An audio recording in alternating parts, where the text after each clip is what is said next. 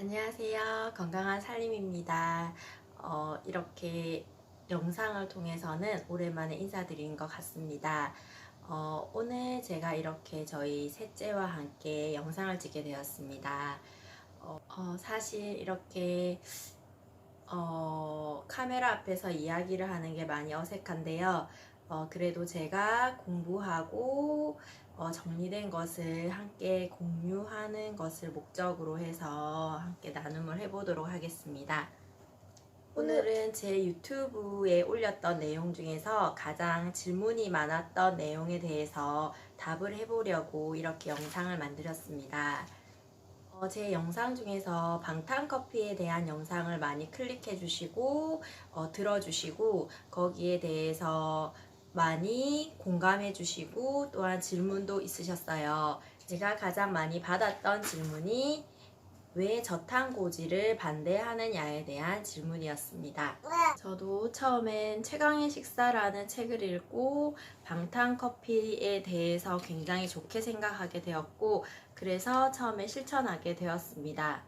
그런데 저번 영상에도 말씀드렸던 것처럼 한 달 넘게 지속했을 때는 카페인 부작용을 겪게 되었고 제가 겪은 카페인 부작용은 커피를 먹었을 때는 반짝하는 에너지가 있었지만 시간이 지난 뒤에는 더욱더 좀 감정적인 것이 컨트롤 되지 않는 게 느껴졌었습니다. 그래서 카페인 부작용에 대해서는 제가 나중에 더 자세히 공부한 것들을 정리해서 알려드리도록 하겠습니다. 제가 저탄고지를 반대하는 첫 번째 이유는 바로 육류고기의 독소 때문입니다. 저탄고지를 실천하시는 많은 분들이 겪고 있는 부작용 중에 하나가 피부에 올라오는 두드러기나 피부의 발진입니다. 그렇다면 피부의 발진은 왜 일어나는 것일까요? 저는 많은 책들을 보면서 공부하면서 피부에 발진이 나는 것은 우리 몸에 들어온 독소를 발현하는 한 가지의 방법이라는 것을 알게 되었습니다. 쉽게 말하면 고기를 먹어서 우리 몸에 고기를 먹었을 때 그 독소들이 들어오면서 간에서 그 독소들을 해독시키는 역할을 합니다. 그런데 이 저탄고지를 하면서 고기를 계속 먹다 보면 우리 간도 어느 순간에는 그것을 해독하는 데 있어서 과부하가 걸리게 됩니다. 그러면 우리 몸은 이 독소들을 빨리 내보내야 하기 때문에 피부를 통해 1차적으로 피부를 통해서 내보내게 됩니다. 그래서 1차적으로 피부 쪽으로 그런 증상들이 나타나게 되는 것입니다. 그렇다면 왜 고기들에게는 독소가 있는 것일까요? 제가 공부하고 제가 결론 내린 바로는 이제 이 고기들을 키우면서 많은 항생제를 투여하고 성장 촉진제를 사용하게 됩니다. 그리고 많은 곡물 사료들을 먹이게 되고 이 곡물 사료는 대부분 GMO의 곡물 사료를 많이 먹인다고 합니다. 저는 그것에서부터 그렇게 자란 고기를 먹게 됨으로 인해서 우리가 그것을 먹었을 때 그 독소들을 다 흡수하게 되는 것이라고 생각합니다. 원래 이 가축들은 풀어진 환경에서 정말 자유롭게 뛰놀면서 그렇게 목초를 먹으면서 자라야 하는데 지금 가축을 기르는 방식은 어떤 그 작은 공간에 가두어서 이 가축들이 너무나 많은 스트레스를 받고 있습니다.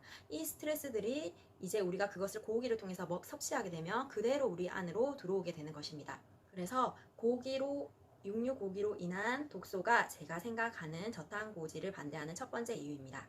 그렇다면 목초 먹인 고기를 먹는다면 저탄고지가 과연 건강에 좋을까요? 거기에 대한 제 생각을 말씀드리겠습니다. 제가 정말 우리나라에서 목초를 먹이고 이렇게 그 돼지를 이렇게 풀어놓고 키우고 정말 좋은 먹이를 먹인 그 사료가 아닌 좋은 먹이를 먹인 돼지고기를 집에서 구워 먹었을 때는 정말 기름이 굳지 않았습니다. 그런데 대부분의 많은 마트에서 우리가 일반적으로 식육점에서 사 먹는 고기들은 기름이 굳는 것을 확인하실 수 있습니다. 이렇게 기름이 굳지 않은 고기를 사 먹는 것은 많이 쉽지 않은 것 같습니다. 일단 가격 면에서 많이 비쌌고요.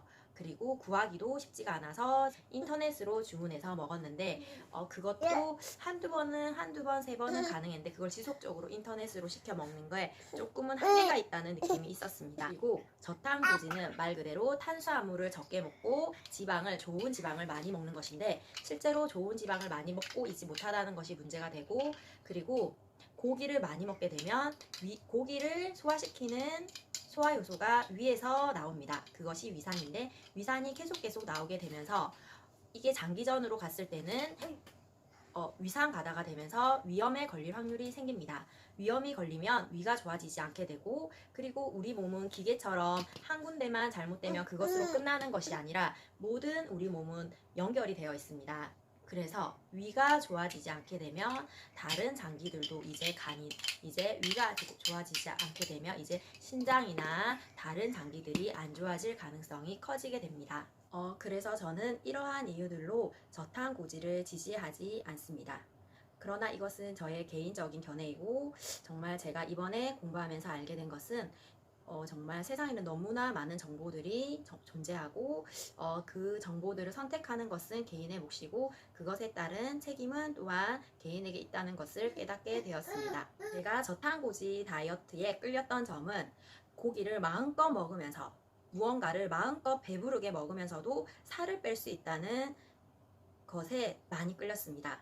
그런데 돌아보니 무언가를 끝없이 많이 먹으면서 살을 뺄 수 있는 게 과연 있을까 하는 의문이 듭니다. 살을 빼기 위해서는 정말 규칙적인 식사와 간식을 먹지 않는 것, 그것이 더욱 중요하다고 생각이 되고, 그리고 소식을 하는 것이 더욱더 중요하다는 생각이 듭니다. 소식을 하지 않고 무언가를 많이 먹어서 뺄 수 있는 다이어트는 이 세상에 과연 있을까 하는 생각이 듭니다. 그리고 어느 책에선가 본 내용이 기억이 납니다. 초식 동물들은 풀을 먹기 때문에 송곳니가 필요치 않고 육식 동물들만이 고기류를 먹기 때문에 송곳니가 필요합니다. 그런데 사람은 송곳니와 송곳니가 아닌 일반 치아의 비율이 7대 1이라고 합니다. 그래서 그 책에서는 우리도 이 자연의 법칙을 따르기 때문에 고기류를 1, 육류와 채소를 7 정도 먹는 것이 좋다고 적혀진 글을 보았습니다. 저는 이 내용이 맞다는 생각이 들었고, 그래서 우리 사람도 1대 7의 비율을 지켜서 먹으면 좋지 않을까 하는 생각이 들었습니다. 그리고 제가 저탄고지를 반대하는 또 다른 이유는 카페인 부작용 때문입니다. 카페인 부작용에 대해서는 제가 다음에 기회가 되면 더 자세히 올려보도록 하겠습니다. 제가 공부하고 정리한 내용이 한 분께라도 도움이 되면 좋겠습니다. 감사합니다.